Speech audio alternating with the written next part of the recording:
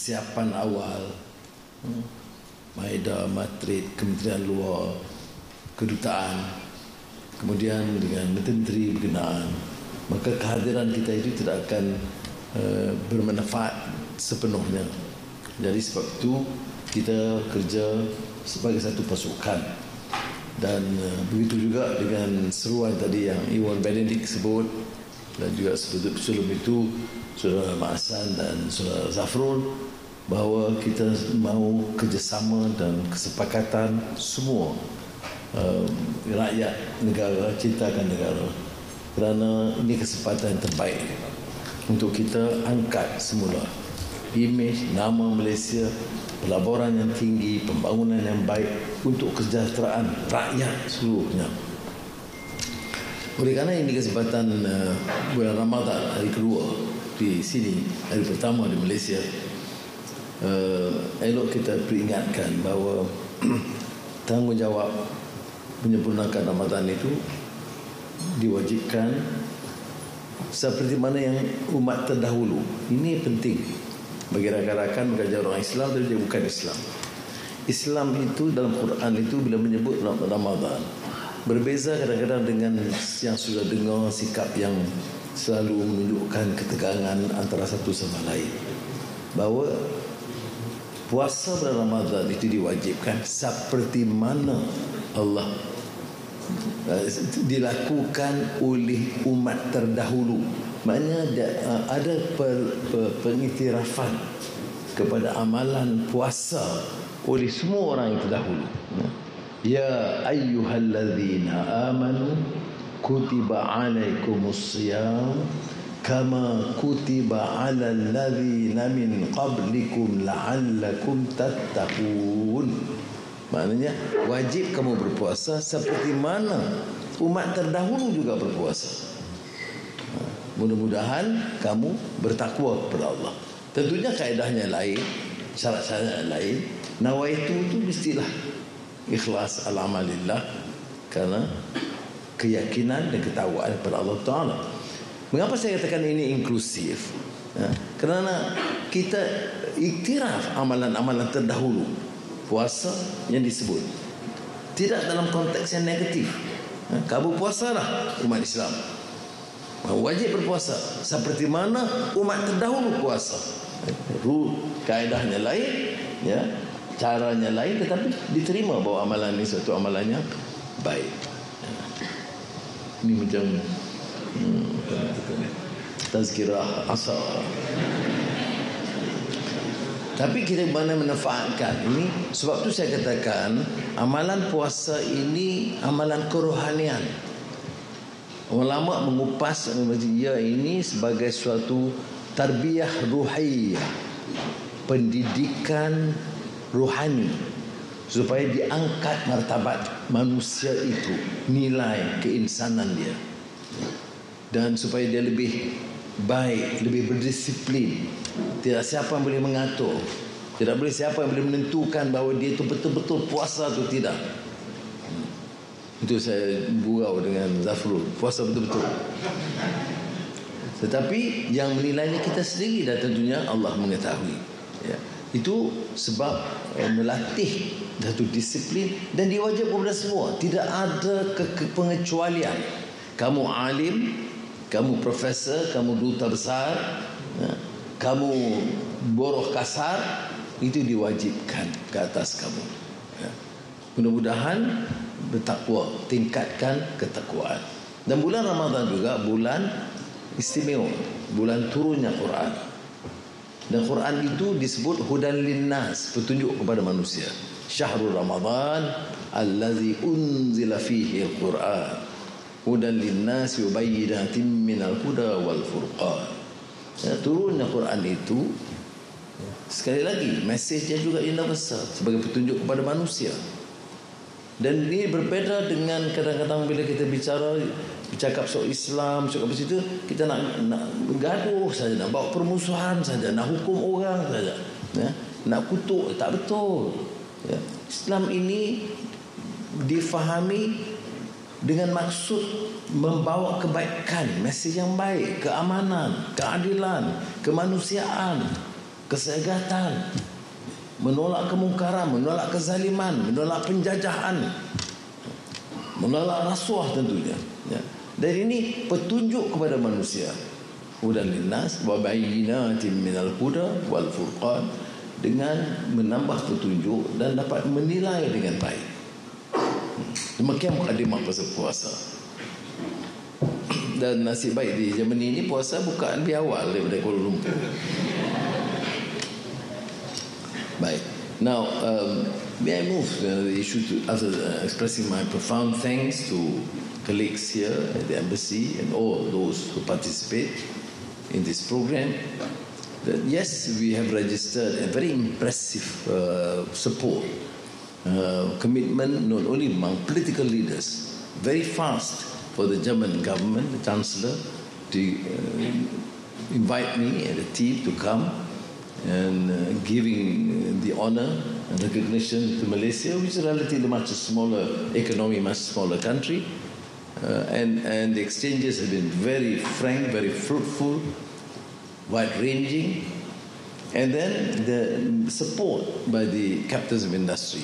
Zafro said, quite rare, and you have impressive array of chieftains, industry captains from large conglomerates coming, meeting us. Some we meet in the group, some we meet individually, and these exchanges have been extremely useful for us. Now, we have registered somewhat the interest extending beyond 45 million, $1 billion, ringgit, yeah, 45.6 billion ringgit. You see, the political stability is important. People must have the confidence that we are staying for years to come. And then, for what? Why do we need political stability? We need political stability sometimes to display our arrogance of power, for personal aggrandizement, to enrich ourselves and our cronies, or to use that by make it very clear that we have set policies, clarity in policies. I've always suggested that. We must then introduce policies that's clear. National policy for unity. Respect the right of every individual. Yes, Islam is the religion of the Federation. But the respect, the recognition of the right of every single religious believer.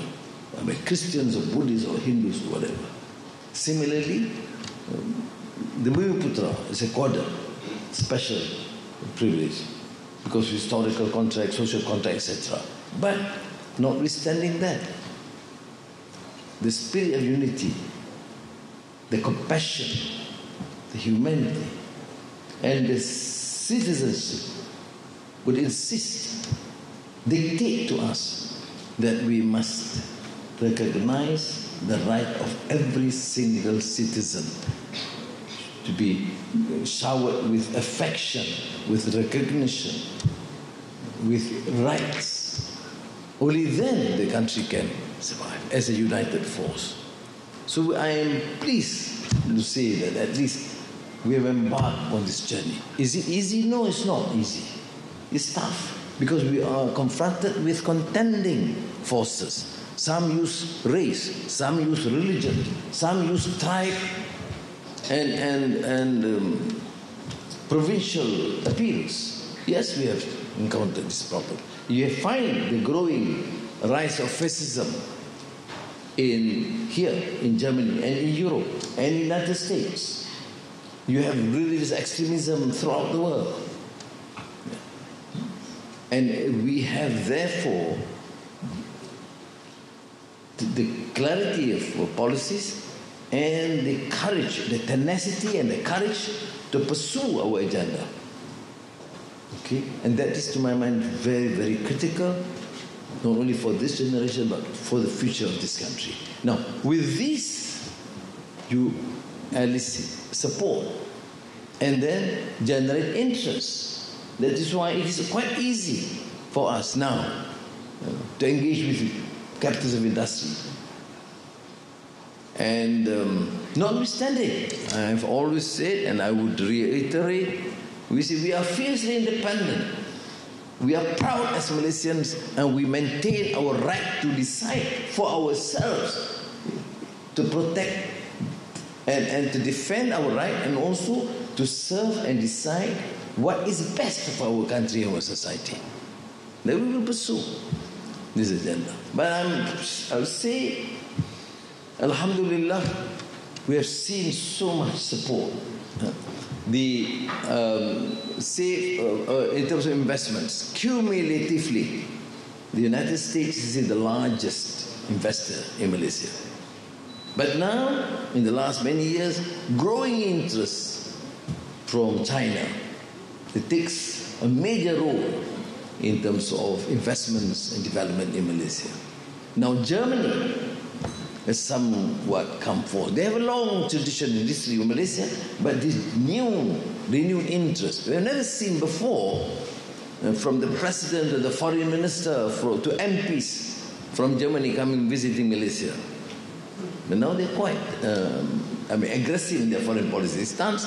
That's why I choose to respond. Many things we agree, but we choose also to politely disagree. For example, in our relationship to China, most European leaders, or United States, or even Australia, they tend to ask me why is it that I happen to be very close to China, because to me it's an important neighbor. They invest well, and we don't have problems with them. So don't dictate to us what is best for us. We decide for ourselves and what is best for our country.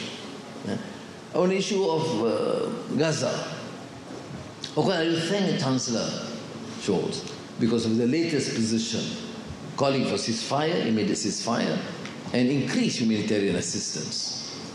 But when it comes to questions, they always say 7th October Hamas, 7th October Hamas. So I had to state my stand on behalf of the Malaysian people that not one day or one incident to be considered, because the issue of Palestine, well encapsulated in these writings of Edward Said, the great political scientist, is the politics of dispossession, meaning since 47-48 Nakba, when so many Palestinians were chased out from their land, and they continue to grab in the issues of settlements. Land is plundered, women killed, babies, and continues almost on a daily basis. You don't expect, therefore, for citizens, people not to respond. That is a problem. Okay, we can condemn any sort of violence, but do not erase the 60 years of history. So people also say, Anwar, we don't be too strong to defend these issues because some leaders do not like it. And I say, I represent my people. I'm a proud Malaysian. I want to represent Malaysia and serve what is best for Malaysia. And Malaysia must remain an independent nation.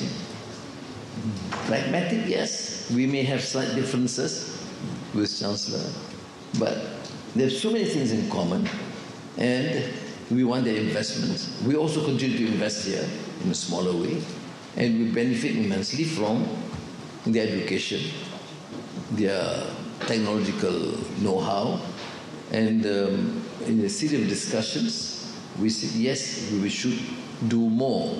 And to follow up the appeal by my colleagues just now, make full use of your stay here.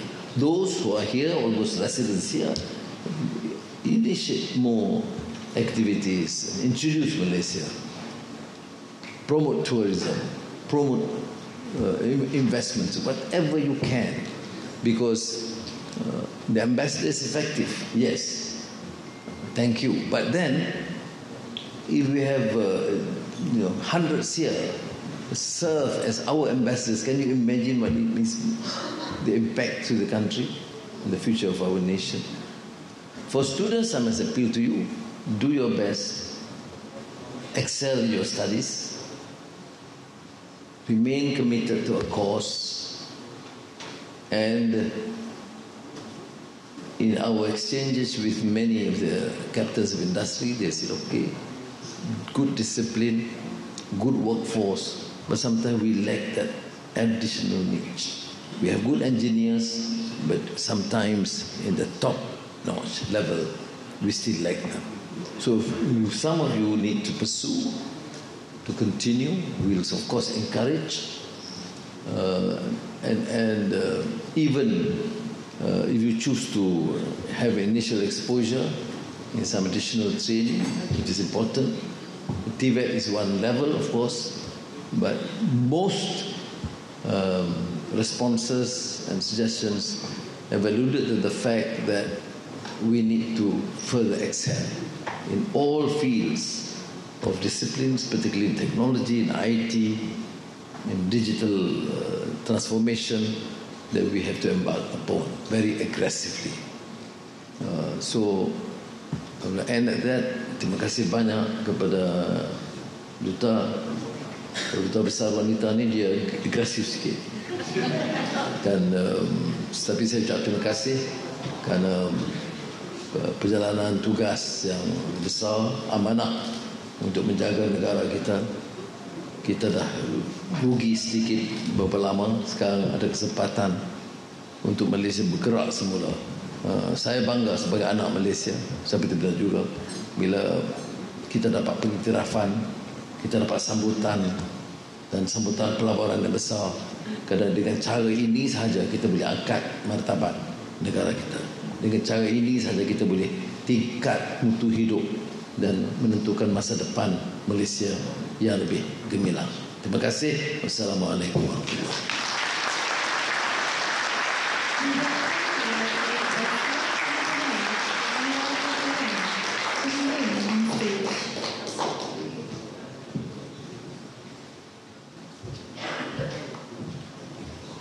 We will now continue with the interactive session by Yang Amat Berhormat Prime Minister of Malaysia with Diaspora. Guests with questions may raise their hand and we will call upon you. Please state your name. When called upon, as a mini introduction for yourself. And please keep your questions short and precise. Assalamualaikum. Then we have a question. We have only one hand. There. Sila. Kemudian. Okay. So, boleh dengar ke? Okay, nama saya Terima dari Educator. Nama saya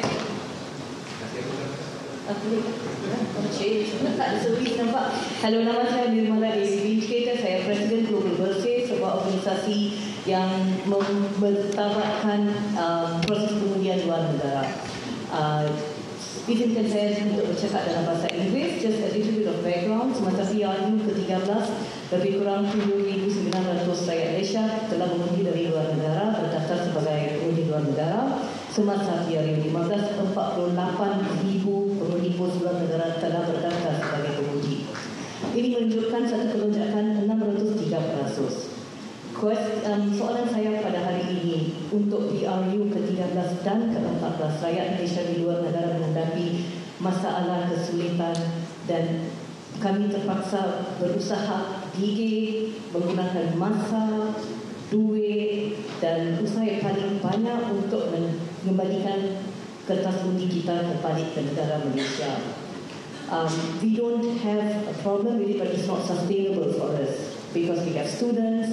And my question is, apa komitmen dari Kerajaan Perpaduan sekarang untuk memudahkan lagi proses pengundian bagi pengundi dari luar negara, untuk memudahkan kami mengambil bagian dalam proses demokrasi untuk mempertahankan demokrasi di negara kita.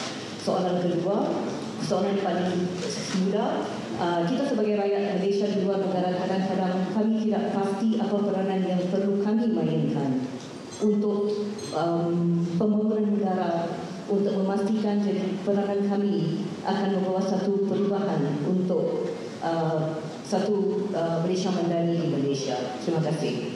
Terima kasih. Yang pertama, kita agenda kita reform, termasuk pilihan raya. Sekarang ini prosesnya itu terlalu rumit. Ya. Penduduk di Malaysia, di luar negara, termasuk Singapura, itu dah mencecah 1,5 juta atau lebih. Kita mesti permudahkan. Jadi arahan saya dari SPR, saya tidak mahu apa-apa alasan, cuma permudahkan, sama ada pengundian langsung ataupun letakkan beberapa senti yang lebih banyak. Umpamanya kalau di Germany dengan Menteri, kemudian kedutaan dan pejabat, kalau kita ada 10 tempat seluruh Jerman, kita tak mengundi di situ. Lebih cepat, lebih efisien dan lebih selamat. Jadi saya boleh bagi jaminan dan pilihan yang akan datang mesti ada lebih ruang. Rakyat Malaysia di luar negara berhak mengundi dan itu tidak dapat kesukaran ke daftar dan sebagainya. Saya tidak fikir satu keperluan seperti mana rakyat Malaysia sekarang. Kita dia sudah menjadi pengundi secara otomatik. Keduanya peranan kita utamanya ikuti dasar perkembangan, dan saya percaya dalam kumpulan-kumpulan kecil dan satu persatuan atau individual dan syarikat itu hanya perkenalkan dasar Malaysia dan juga interaksi saudara-saudari dengan anak tempatan. Itu penting, ya. Orang Jerman ini punya potensi besar bukan jadi perniagaan, pelancongan, dan kita juga bawa seperti mana yang disebut oleh Iwan Benedict sebentar tadi, barang-barang hasil Malaysia. Umpamanya tahun depan kita akan pengusikan ASEAN, ya? Dan hadiah-hadiah terpaksa diberikan itu mungkin 10,000 ya, jenis. Saya syaratkan mesti hadiah dari hasil tempatan. Okey. Maknanya dari Sabah, dari Sarawak, dari Kelantan, Terengganu, mana hasil, baik songket, baik apa saja dari tempatan. Ini cara kita generate, dan ini juga cara kita perkenalkan juga di sini, ya, tentang hasil-hasil kita. Semua kita itu duta, semua kita juga ejen pelancong. Barulah negara ini boleh maju, kerana Jerman ini potensi yang sangat besar. Terima kasih.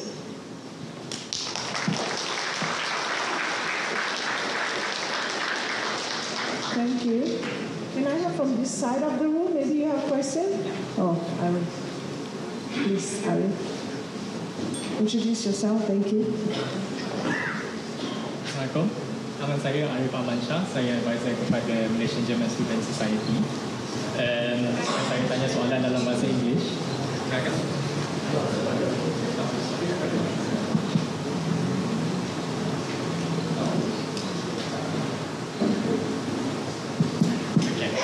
Nama saya Arif Amansyah. Saya advisor kepada Malaysian German Student Society. Saya akan tanya soalan saya dalam bahasa Inggeris.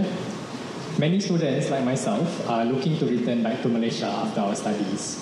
But there are concerns that upon returning that we are unable to find suitable jobs.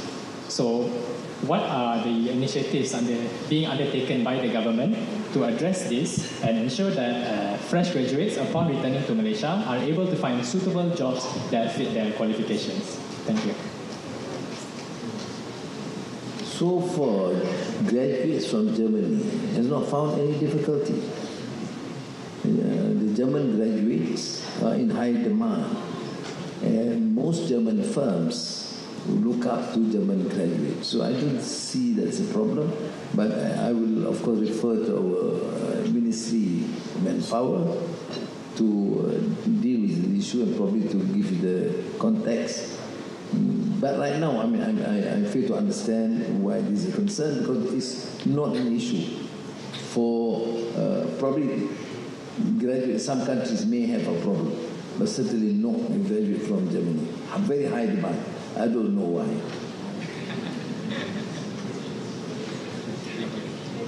Okay, Mr. Please introduce yourself. Hello. Hello. Yeah. Assalamualaikum and willkommen in Deutschland. Welcome to Germany. My name is Ronan. I'm an engineering student, but I'm also interested in education. So, I've noticed in your previous talks you referenced T.S. Eliot a lot and his distinction between wisdom and education. And the Malaysian Education Blueprint highlights the need for leadership skills. However, young people are growing up in a stressful world. The pandemic has shown an erosion of essential human skills. I say human skills instead of soft skills because they're not just nice to have, but they are central for each human being. Skills, not just leadership skills, skills like how to have a difficult conversation, how to form opinions, and how to take care of the person to the left of you and to the right of you. While it's impressive that 46% of STEM students it is impressive that the number of STEM students have gone up to 46%, we cannot deny that 100% of these students are human. So, and the future leaders of tomorrow come from the schools we have today. So, therefore, my question to you is, what are your plans to address this issue and to give them both the technical proficiency they need as well as the human skills they need to strive not only for knowledge of the books, but also knowledge on how to live life. Thank you very much. Thank you. Very pertinent question. Because finally, the aim of education is, of course, the acquisition of knowledge. But it is not purely utilitarian. There's a school in philosophy and in education called utilitarianism. You study to become engineers and you think of nothing else. And you don't care about humanity, you don't care about society.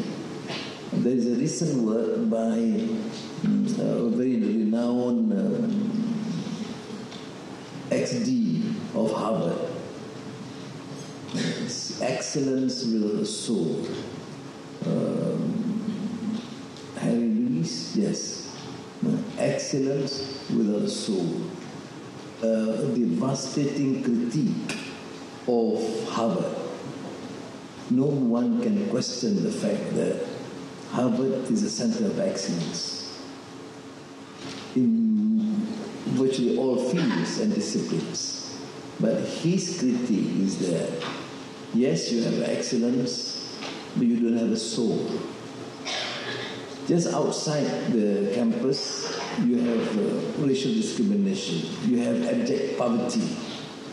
It is not of a concern to the students. So there is something lacking in the education system. So you refer to Eliot. Eliot made a very clear distinction between information, knowledge, and wisdom. Where is the information? We have lost the knowledge, etc. Information is there. I mean, you get to Google and you get anything is there. But some are trash. Some information are knowledge. So you must be trained, therefore, in education to know what is information and what is knowledge. And not all knowledge bring about wisdom. So you have a distinction. We have all information. The second category is knowledge, and the final one is wisdom. And wisdom comes because you create that understanding where you have values. You know what is right and wrong.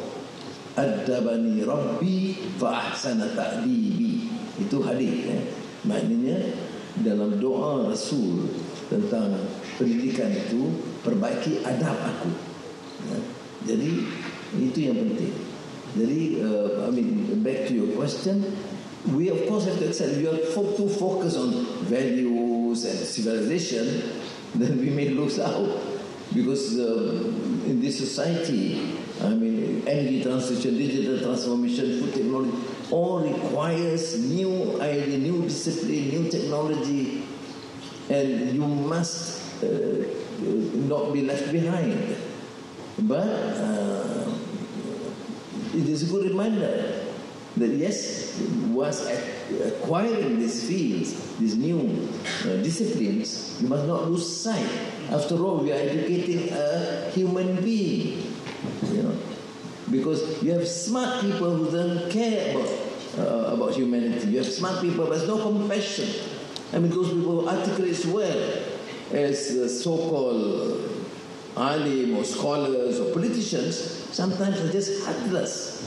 Some so racy, so inhuman, and so blatantly corrupt. Why? They have lost their soul. They have knowledge, but they have no soul.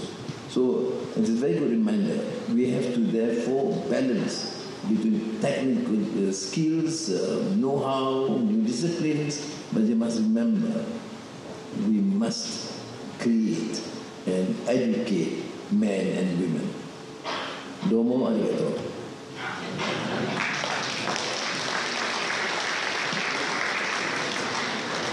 Okay, you're the next person. The Honourable Prime Minister Anwar, we're very proud to have you in Germany, and I also first want to thank your excellent team under the Ambassador. Has been a huge help in our new investments that we are doing in Malaysia, including Medtrade, and MITI and MIDA.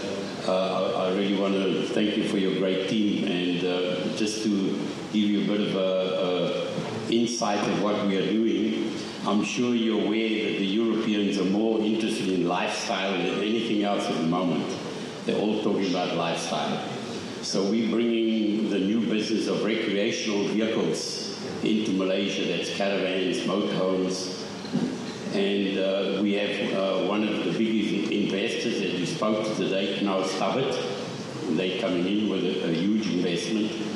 And they're going to be building a factory to distribute caravans and motorhomes through the whole RCEP region, expecting this to be a business of over 100 billion euro within 10 years, a long distance for us to look at. Well, I signed to MIDA chief who's here, which you can explain in detail. Yes, we've spoken to him about that. Yes. And I just wanted to especially ask you, how could your department help to get into Malaysia, throughout Malaysia as well, and with the lifestyle of setting up campsites and things like that? Because when these tourists come from Germany, for example, they're going to bring a huge amount of foreign currency and also exporting from Malaysia. I will assign immediately, the ministers here will assign immediately after dinner. We can talk to them and work out the details. Okay. Right? Great. Thank you. Right.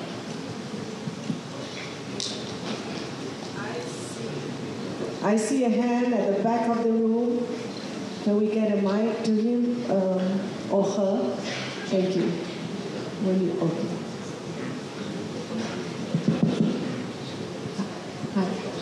Hi. My name is Wong Miwa. I'm a research scientist from the Technical University of Berlin. So I understand that it's of your interest to bring in talent, Malaysian talent, back to Malaysia.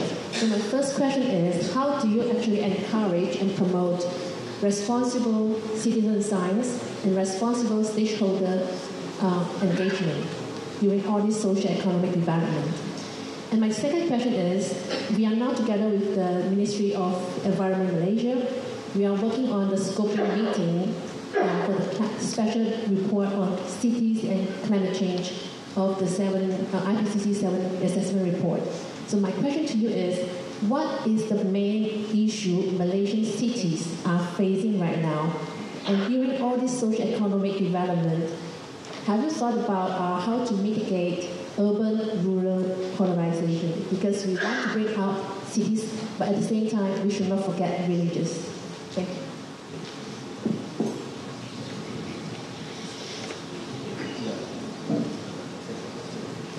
Can I get your first question again? It was not so clear. We got the second question, but the first, maybe you can repeat? Thank you. Sure. So when is your ambition to bring back all the Malaysian talents to Malaysia for all the development? Okay. So how do you encourage responsible citizen science and responsible stakeholder engagement? Well, right now, because of political stability, clarity in policies, you find more Malaysians coming back. One. But you ask me frankly, we don't need to. I mean, some should excel overseas. I mean, you establish your grounds, your professionalism, initial exposure outside is of immense help to the country. So, in fact, in our policy, even among the PA scholars, if some of them, if we don't urgently require them back home, can be encouraged to have initial exposure overseas. That's one area. But of course, we start now identifying, there is a talent call, where personalities or researchers, where we believe can contribute in the country, then we will invite them. We'll do it. But I think it is, it will come about with a more stable, vibrant economy. If we are still slow, then you, whatever perks you give will not be attractive enough. So the ecosystem must be to support such venture. We'll do it. The second issue was cities. Now, this urban-rural dichotomy does not work in the manner that what we thought of in the past, because in the urban area, majority of the population is now in the urban areas, urban and suburban. And if you talk about poverty, worse poverty in the urban area than poverty in the rural areas. But the focus must be my first major policy is to wipe out abject poverty in the country. Noktahkan kemiskinan tegar. Okay? And that covers both rural, including rural heartland of Sabah, Sarawak, and the rural areas in Semenanjung, and urban poor. You'll be surprised that the number, in terms of numbers of poverty, those poverty-stricken areas affect mostly urban areas. Now, extending beyond that, the whole planning for cities must change. You know, in the first year I was handling Kuala Lumpur just to get a good understanding. Then I realized why you have this so gross division dichotomy between the very rich elites and the poor. Why is there no concentration to help out? First, the poverty. Secondly, housing. Third, even the restaurants. Nobody cares. And majority goes there. So I've instructed the Dewan Bandaraya to focus on this. So you have now more than 80 of these warungs and grinds that have been vastly improvised. Clean water, sanitation, and better facilities. And so these are, I think, issues that we have to address. Then the green lung. Okay. Then facilities, amenities for the general public. We have the best restaurants for the rich. We have the best farms for the rich. We have virtually nothing for the public. So there is that this clear disparity between the rich, very rich, and the poor. So we have to address it to the best of our ability. At least for Kuala Lumpur, we have begun. And even the Minister for Housing is now embarking aggressively to address some of these issues. And green lung, cleanliness, better restaurants for the poor, for the majority, and public housing. Some public housing that we have around Kuala Lumpur has been built for the last 40 years, 50 years. And there's no change in this small, dilapidated little building, one-room flats.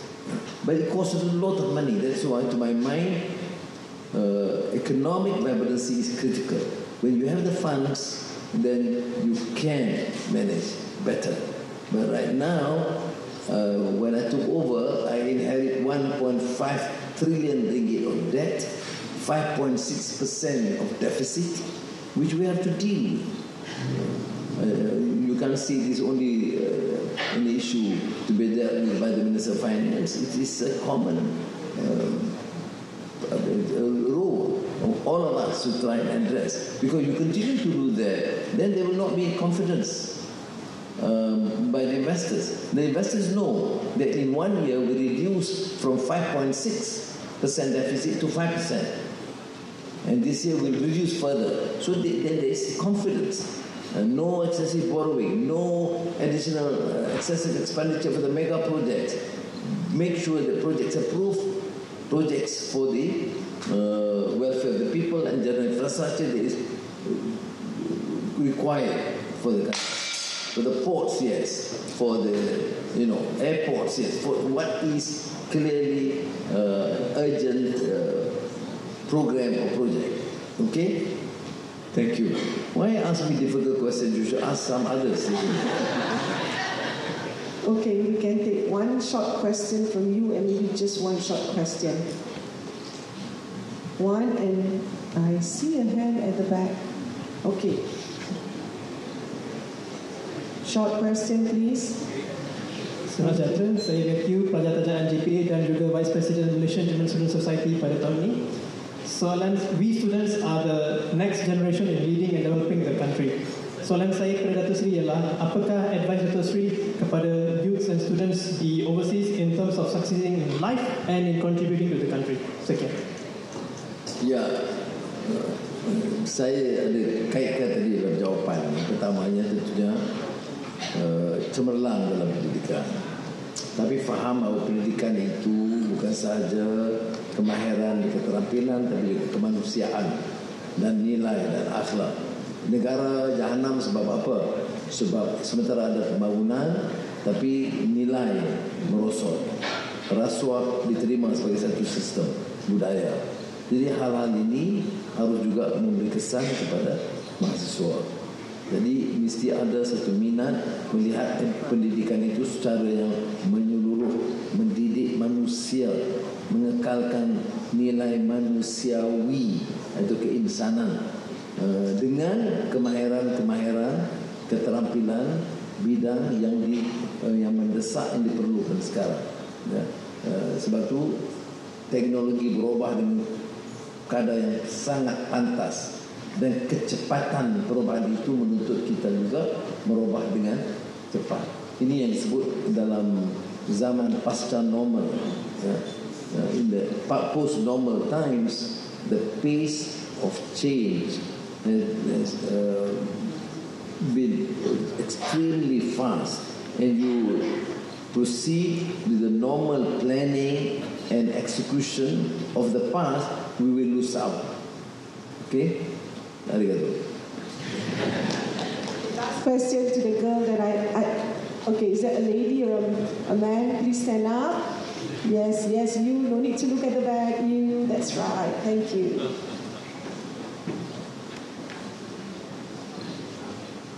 Someone holds for me. A very good evening. Selamat petang, Dato' Sri and Datin Adina. My name is Dwi. I'm part of the Malaysia Club Berlin, and I'm very proud to be. Saya bangga bergelar anak Malaysia. But one issue that's very,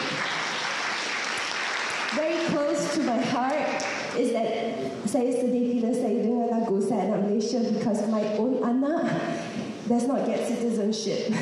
So this is a hotly debated issue, and I think it is, of course, not fair that Malaysian citizens,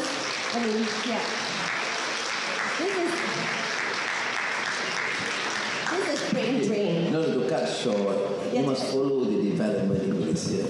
Yes, I know. Your question is now overtaken by events. We have announced that we are tabling the motion next week, most likely, because the issue is the parent. In the present constitution, for decades, parent means father. Yes. Now we realize that it's not right. Yes. So parents mean father and mother. Thank you for that. So that has been passed. My dear, don't worry, your baby or child. My two children. Okay, dua-dua lah, 20. It's done. Okay. It's already cleared by the cabinet. Terima kasih. Thank you so much.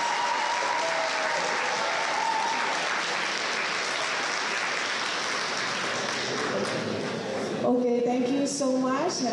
Good to know that we have good news and you don't have to feel so sad anymore.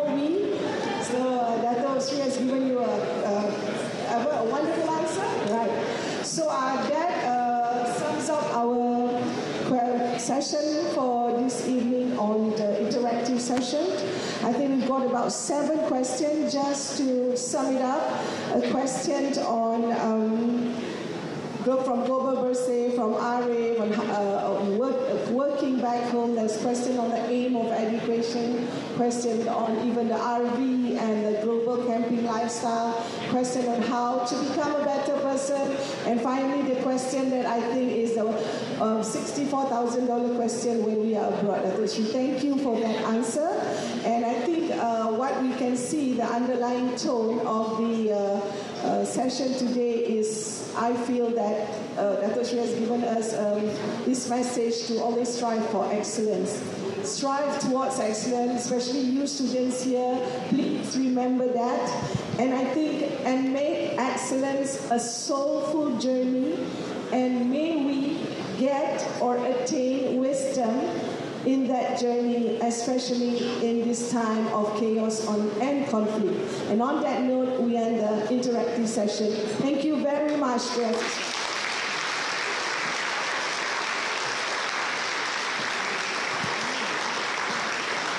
Thank you, Yang Amat Mahormat, Dato' Sri Anwar bin Ibrahim, for honoring us with your presence.